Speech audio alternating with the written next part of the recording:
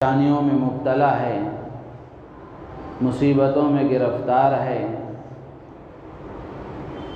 ان اسباب میں سے ایک بڑا سبب یہ ہے کہ مسلمانوں نے قرآن کو بھلا دیا، قرآن سے اپنا رشتہ ختم کر لیا، قرآن سے بہت دور ہو گئے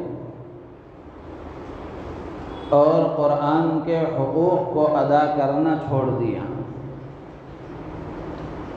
آج ہر آدمی کو اپنا حق یاد ہے اور ہر ایک اپنے حق کا مطالبہ کرتا ہے، بلکہ اگر ہم پورے عالم پر نظر دوڑائیں، پوری انسانیت پر نظر دوڑائیں تو آج حقوق کی جنگیں لڑی جا رہی ہیں۔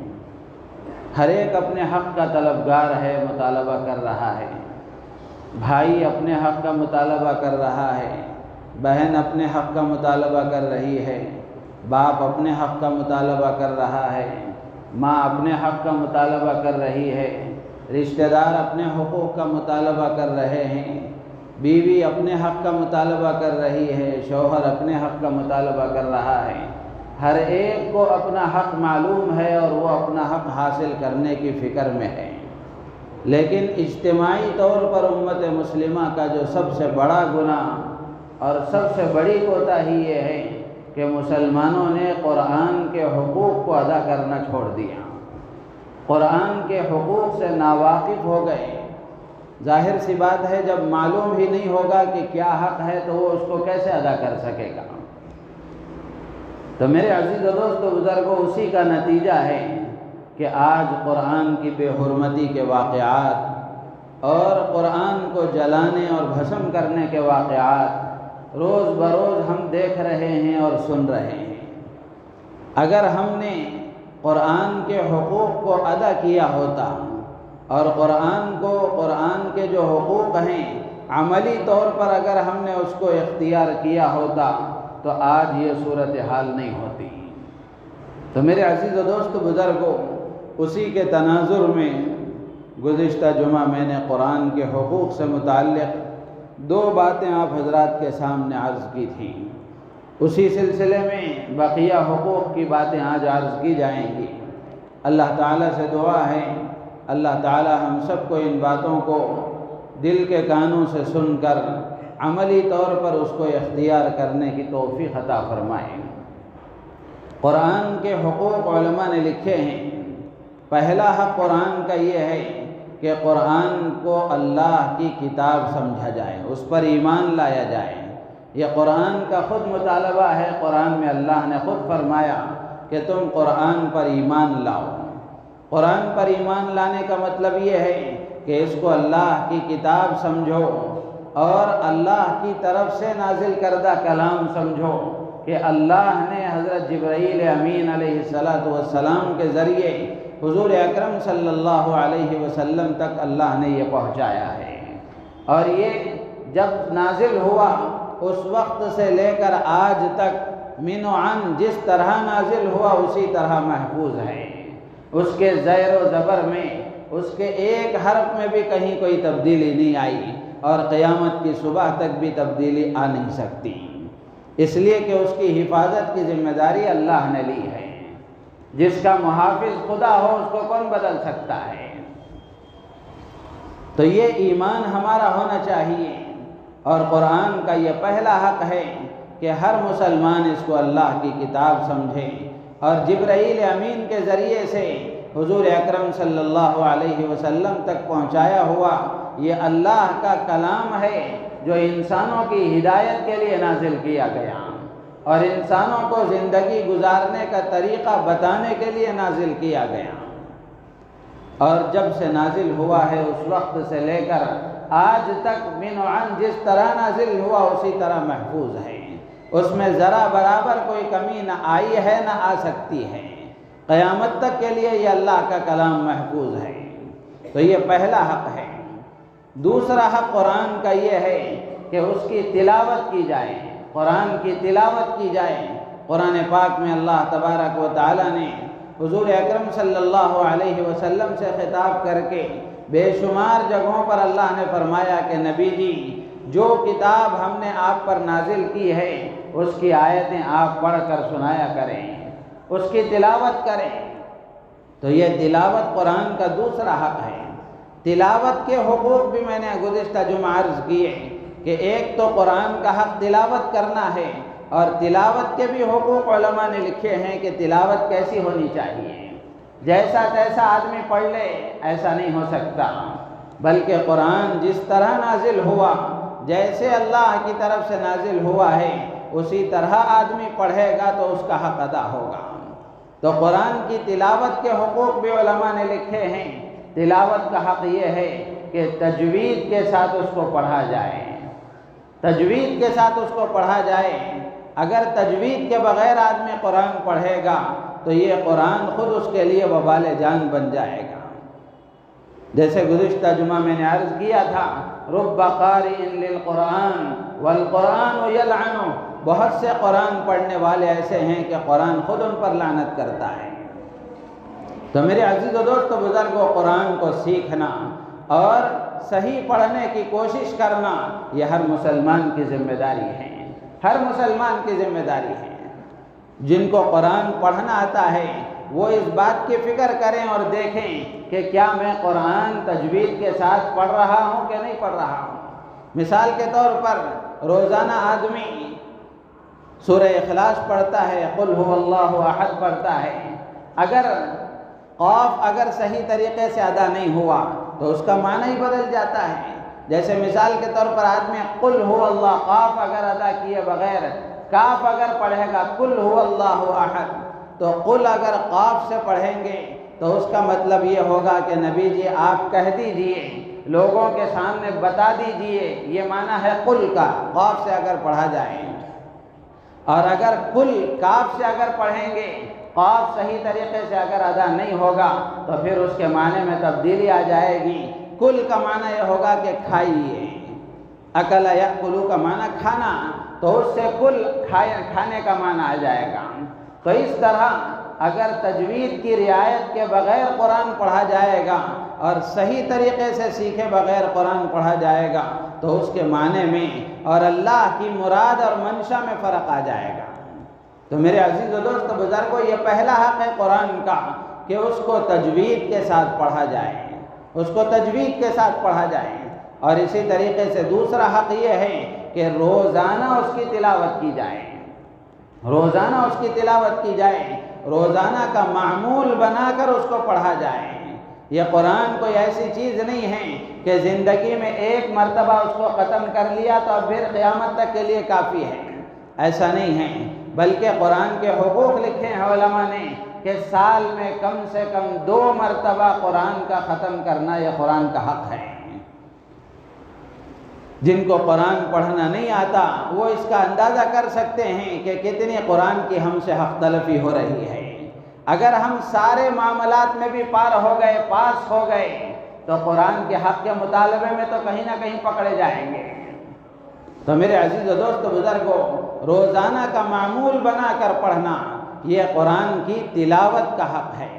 جن کو اللہ نے قرآن پڑھنا سکھایا ہے اور وہ پڑھتے ہیں، اللہ نے ان کو توفیق دی ہے، تو وہ روزانہ پڑھنے کا معمول بنائیں۔ تھوڑا پڑھیں لیکن روزانہ پڑھنے کی عادت ڈالیں، ورنہ ہوتا یہ ہے کہ جنہوں نے قرآن پڑھنا سیکھا ہے وہ رمضان میں قرآن پڑھ لیتے ہیں اور پھر آئندہ رمضان تک کے لیے کافی ہے، یا پھر گھر میں کسی کا انتقال ہوتا ہے تو پھر قرآن خوانی ہوتی ہے، تو اس موقع پر باہر سے کچھ حفاظ کو بلا لیا جاتا ہے اور قرآن پڑھا لیا جاتا ہے۔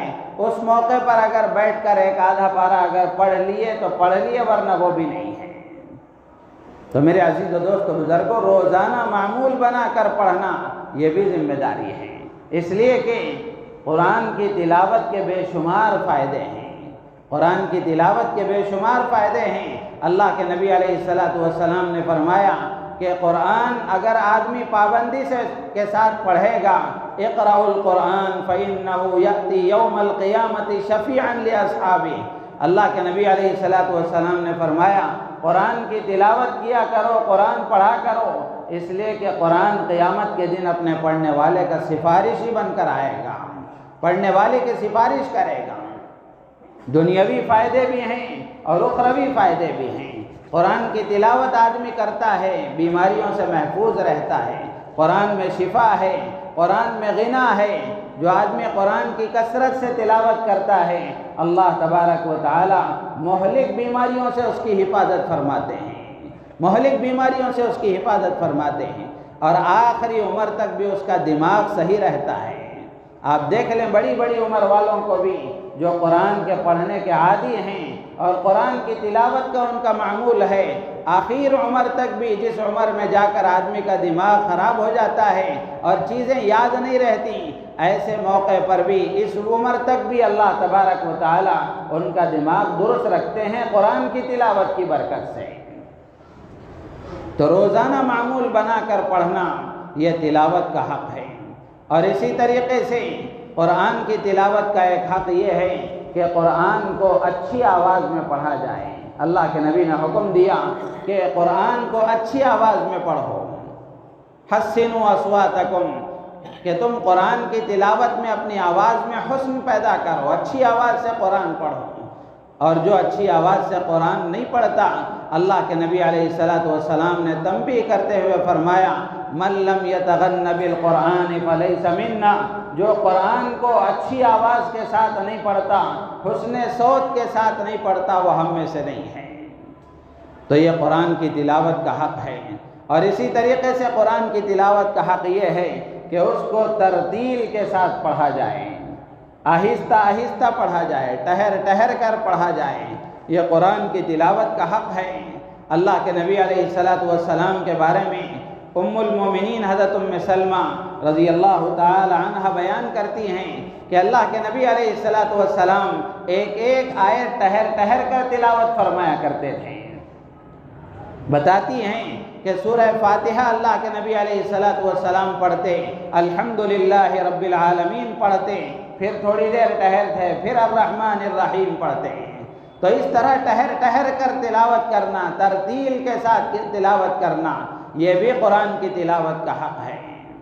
حضرت عبداللہ ابن مسعود رضی اللہ تعالیٰ عنہ کے بارے میں آتا ہے کہ حضرت عبداللہ ابن مسعود رضی اللہ تعالیٰ عنہ ایک صاحب کو قرآن پڑھایا کرتے تھے، ان کو قرآن سکھاتے تھے۔ اب وہ قرآن حضرت عبداللہ ابن مسعود رضی اللہ تعالیٰ عنہ نے حضور اکرم صلی اللہ علیہ وسلم سے سیکھا تھا، اور وہ کسی اور صاحب کو سکھا رہے ہیں۔ تو انہوں نے پڑھا، انما الصدقات للفقراء والمساکین، یہاں للفقراء میں مد ہے، للفقراء والمساکین۔ تو جن کو حضرت عبداللہ ابن مسعود رضی اللہ تعالیٰ عنہ قرآن پڑھایا کرتے تھے، انہوں نے بغیر مد کے اس کو تیزی کے ساتھ پڑھ دیا۔ حضرت عبداللہ ابن مسعود رضی اللہ تعالیٰ عنہ نے ان کو روکا اور فرمایا کہ ایسا قرآن اللہ کے نبی نے نہیں سکھایا، پڑھنے کا یہ طریقہ اللہ کے نبی نے نہیں سکھایا۔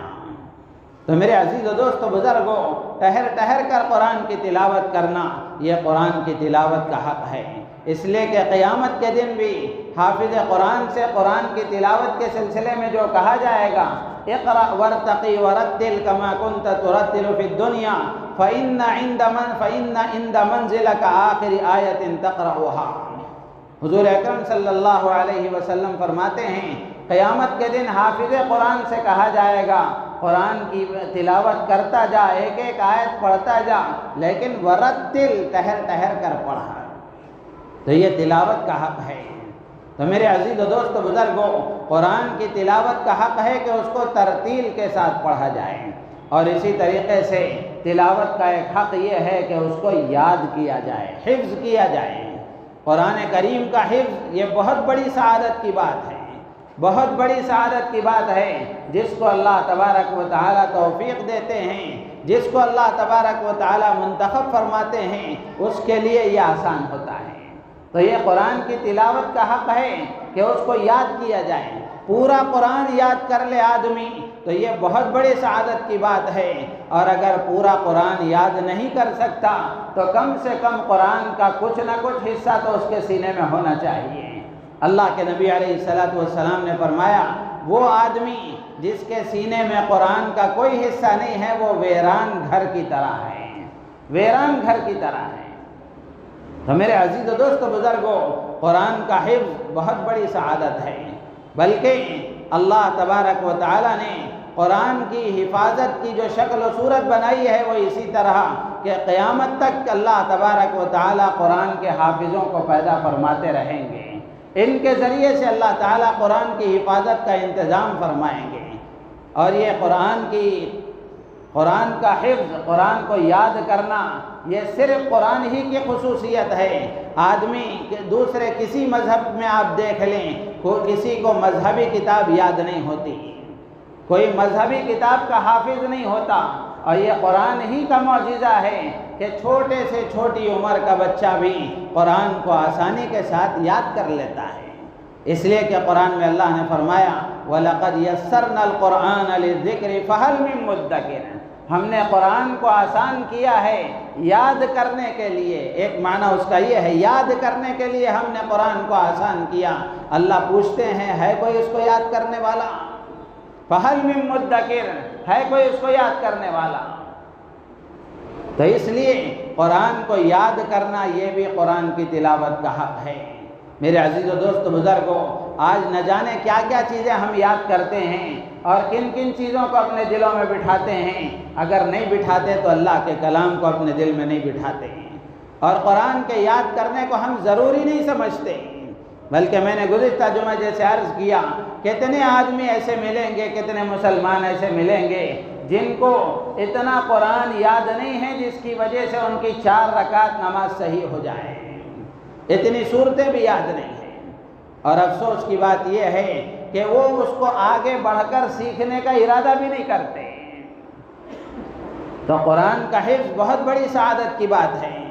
اللہ تبارک و تعالیٰ نے قرآن کی حفاظت کا گویا اس کو ایک انتظام کے طور پر اللہ نے اس کو چلایا ہے، اس لیے کہ قرآن کی حفاظت کی ذمہ داری اللہ نے لی ہے، تو اللہ تبارک و تعالیٰ قیامت تک قرآن کے حافظوں کو پیدا فرمائیں گے۔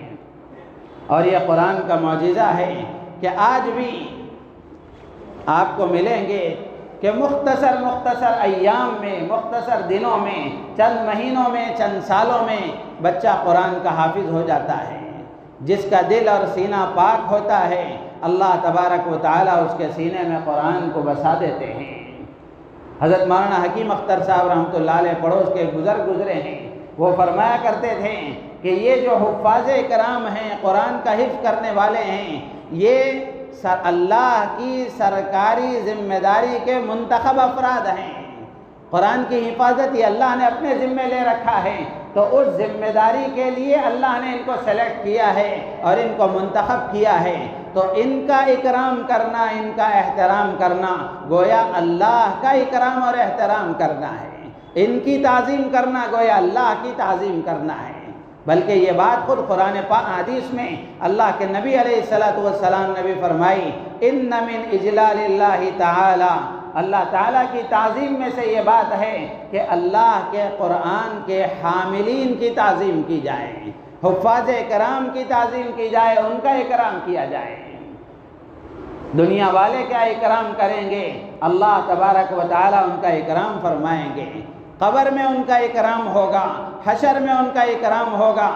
اللہ کے نبی علیہ السلام نے فرمایا، حدیث قدسی ہے، اللہ تعالیٰ خود فرماتے ہیں کہ جب حامل قرآن کا، حافظ قرآن کا انتقال ہوتا ہے، اذا مات حامل القرآن اوحى اللہ الى الارض الا تأکلی لحمہ، حدیث قدسی ہے، اللہ تعالیٰ فرماتے ہیں جب کسی حامل قرآن کا، حافظ قرآن کا انتقال ہوتا ہے، اللہ تبارک و تعالی زمین سے کہتے ہیں، جس زمین میں اس کو دفن کیا جاتا ہے اس زمین سے اللہ کہتے ہیں لا تأکلی لحمہ، اس کا جسم مت کھانا، اس کا جسم مت کھانا، کھا کر ختم نہ کر دینا۔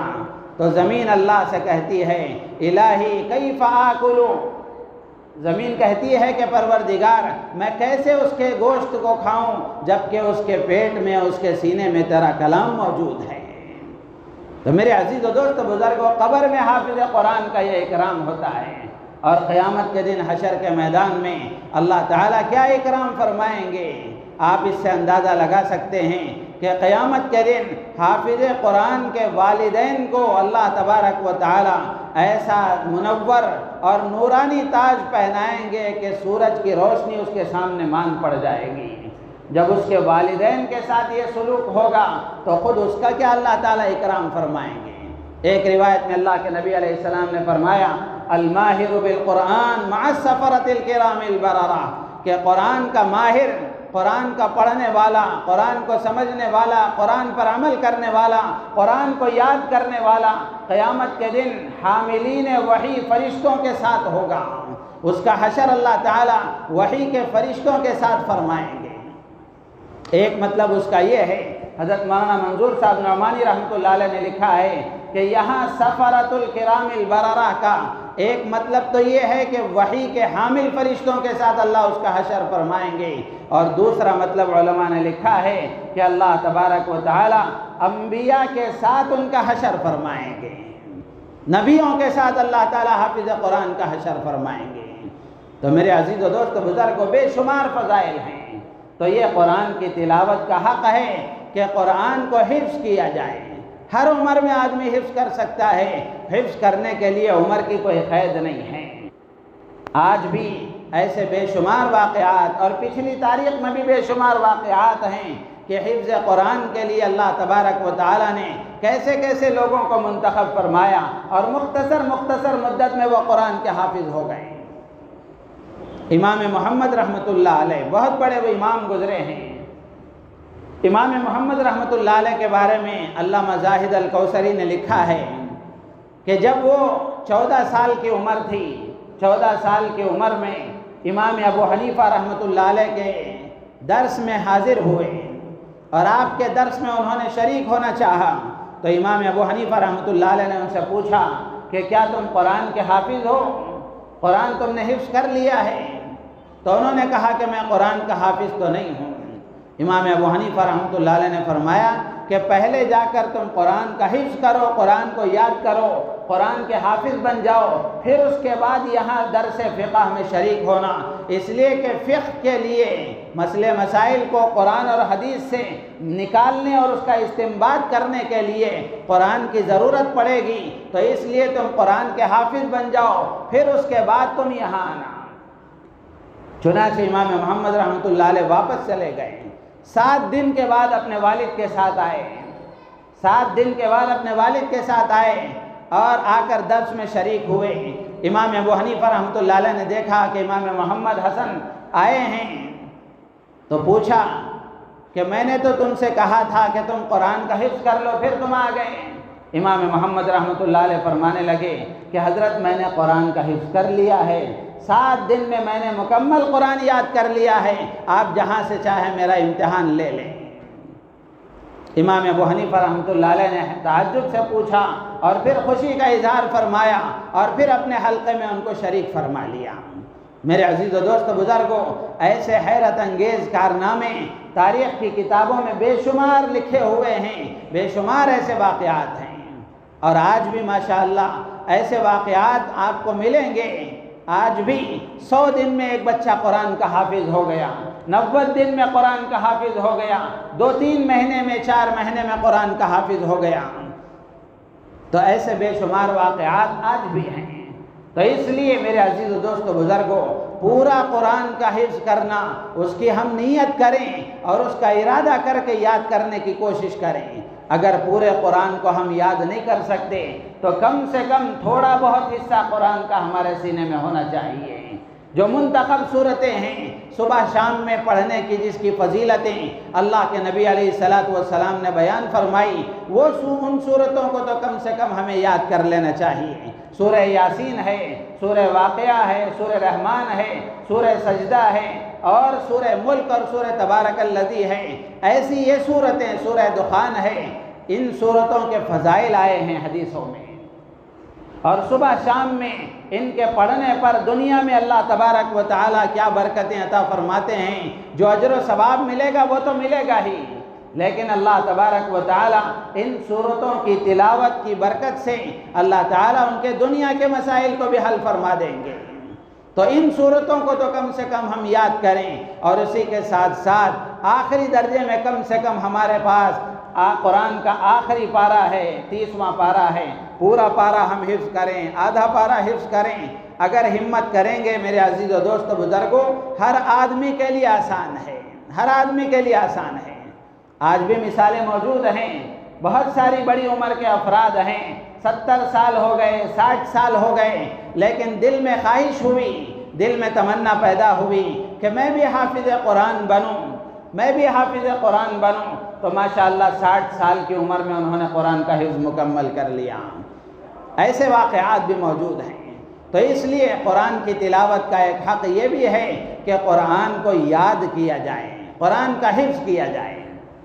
کوشش کریں گے تو مشکل نہیں ہے، اللہ تعالیٰ نے خود فرمایا کہ ہم نے آسان کیا ہے، وَلَقَدْ يَسَّرْنَا الْقُرْآنَ، ہم نے قرآن کو آسان کیا ہے لِلذِّکْر، یاد کرنے کے لیے۔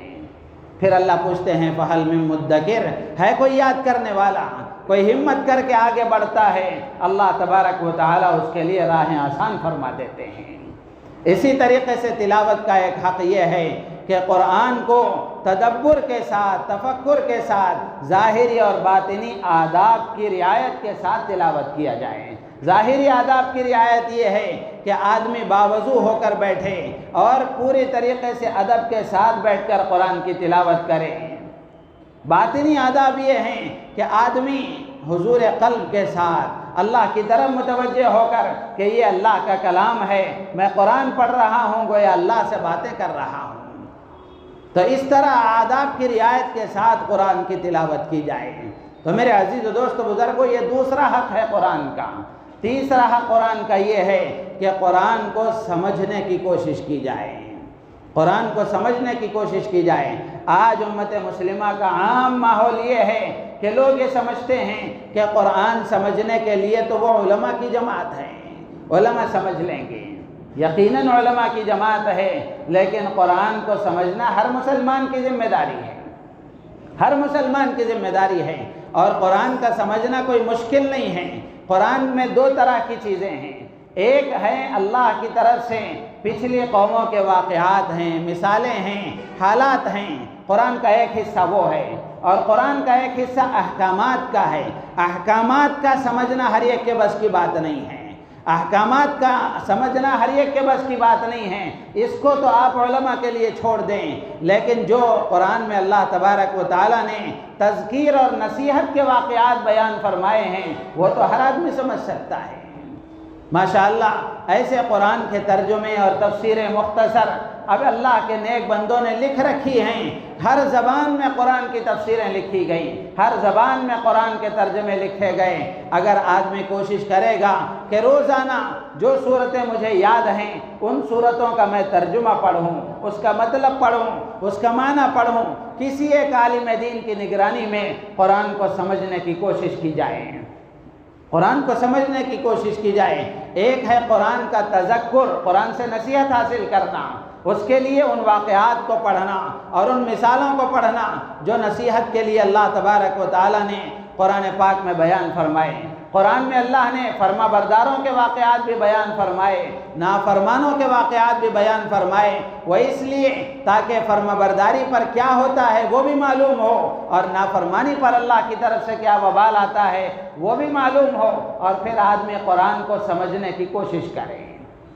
قرآن کو سمجھنے کی کوشش کرنا یہ بھی قرآن کا حق ہے، یہ بھی قرآن کا حق ہے۔ اور پھر اس سے آگے کی بات ہے کہ قرآن پر آدمی عمل کرے، قرآن پر عمل کریں۔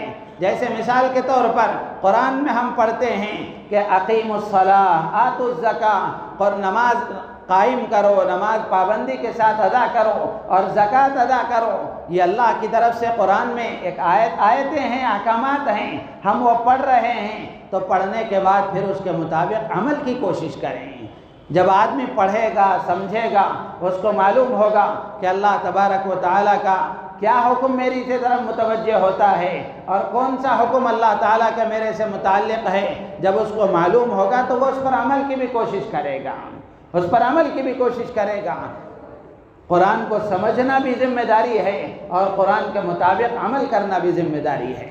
صحابہ کرام رضوان اللہ تعالی علیہم اجمعین کے بارے میں حضرت عبداللہ ابن مسعود رضی اللہ تعالیٰ عنہ خود بتاتے ہیں کہ ہم 10 آیتیں سیکھا کرتے تھے، ایک تو اس کو سیکھتے تھے، تلاوت کرتے تھے، اور پھر اس سے آگے اس پر عمل کرنے کی کوشش کرتے تھے، اس کو سمجھتے، اس پر عمل کرتے، پھر اور آگے 10 آیتیں سیکھا کرتے تھے۔ امام غزالی رحمۃ اللہ علیہ نے اللہ کے ایک ولی کے بارے میں لکھا ہے، وہ بتاتے ہیں کہ میں قرآن کا ایک ختم ہر جمعہ کرتا ہوں، یعنی ہفتے میں ایک قرآن ختم کرتا ہوں، اور ایک قرآن کا ختم مہینے میں کرتا ہوں، اور ایک قرآن کا ختم سال میں کرتا ہوں، اور ایک قرآن ہے کہ میں نے اس کو شروع کیا ہے، تقریباً 30 سال مکمل ہو چکے ہیں، ابھی بھی وہ چلتا ہے، باقی ہے، اور اس کو مکمل ہونے کے لیے اور کئی سال لگ جائیں گے۔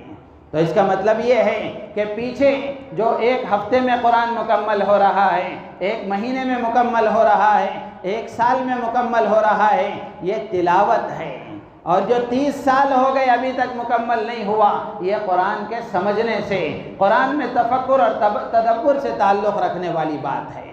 تو یہ بھی قرآن کا حق ہے، اور اسی طریقے سے قرآن کا حق یہ ہے کہ قرآن کی تبلیغ کی جائے، قرآن کے پیغام کو اللہ کے بندوں میں عام کیا جائے۔ میرے عزیز و دوست بزرگوں، جس قوم کو اللہ نے قرآن جیسی عظیم الشان کتاب عطا فرمائی اور اس کی تبلیغ کی ذمہ داری اللہ نے جس قوم پر دی تھی، اب خود اس قوم کی حالت یہ ہے کہ یہ قرآن خود اس تک پہنچانے کی ضرورت ہے، اس لیے کہ جب وہ قوم خود نہیں جانتی تو وہ دوسروں کو کیا بتائے گی۔ تو آج ہمارے نہ بتانے کی وجہ سے اور ہمارے قرآن کی تبلیغ نہ کرنے کی وجہ سے قرآن کی غلط فہمیاں اور قرآن کے سلسلے میں جو غلط فہمیاں پیدا کی جا رہی ہیں، اس کے نتیجے میں جو غلط ذہن لوگوں کے درمیان میں بنتا جا رہا ہے، اسی کا نتیجہ ہے کہ ہم پریشانیوں میں گرفتار ہیں۔ اگر ہم یہ کوشش کریں کہ قرآن کو پڑھنا سیکھیں، اس کو سمجھنے کی کوشش کریں، اس کے مطابق عمل کریں، اور پھر اس کو اللہ کے بندوں میں عام کرنے کی کوشش کریں گے، میرے عزیز و دوست بزرگوں، قرآن ایسا کلام ہدایت ہے کہ جو آدمی غلط نیت سے بھی اگر اس کو پڑھے گا اور صحیح طریقے سے پڑھنے کی کوشش کرے گا تو اللہ تبارک و تعالیٰ اس کو بھی ہدایت عطا فرما دیں گے۔ کتنے ایسے سائنسدان گزرے ہیں کہ انہوں نے قرآن کا مطالعہ شروع کیا، قرآن کے بارے میں ان کا ذہن صاف نہیں تھا، لیکن انہوں نے دیکھا کہ چلو پڑھ کے دیکھتے ہیں قرآن میں ہے کیا۔ جب انہوں نے قرآن کا مطالعہ شروع کیا اور قرآن پڑھتے گئے، قرآن کا نور دل میں اترتا گیا، جس کے نتیجے میں اللہ نے ان کو ہدایت سے مالا مال کر دیا۔ تو ایسے بے شمار واقعات ہیں۔ تو قرآن سے وابستگی، قرآن سے تعلق ہر ایک کی ذمہ داری ہے۔ ہمارے حضرت مولانا منیر احمد صاحب دامت برکاتہم ممبئی کے رہنے والے بہت بڑے اللہ والے ہیں، وہ فرماتے ہیں کہ قرآن سے اپنا تعلق وابستہ کرو، خود حافظ قرآن بنو، یا حافظ قرآن کے ماموں بنو، حافظ قرآن کے چاچا بنو، حافظ قرآن کے نانا دادا بنو، کسی نہ کسی طریقے سے قرآن سے اپنا تعلق وابستہ کرو، یہ نسبت تمہیں کام آئے گی، یہ نسبت تمہیں کام آئے گی۔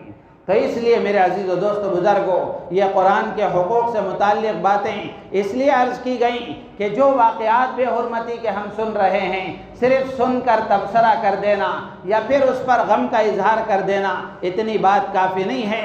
ہمارے ذمے جو کام ہیں ہم وہ کام کرنے والے بنیں، اپنی ذمہ داریوں کو پورا کرنے والے بنیں، اور ہم سے جو کوتاہیاں قرآن کے حقوق سے متعلق ہو رہی ہیں ان کوتاہیوں کو دور کر کے قرآن کے حقوق کو ہم ادا کرنے والے بنیں۔ یہ پیغام ہے اس بات کا، اور یہ بے حرمتی کے جو واقعات ہو رہے ہیں، ان واقعات کا کہ اگر ہم قرآن کے حقوق کو ادا کرنے والے بن جائیں گے اور قرآن کے پیغام کو اقوام عالم تک پہنچانے والے بن جائیں گے، اللہ کی ذات عالی سے امید ہے کہ خود بخود یہ واقعات ختم ہو جائیں گے۔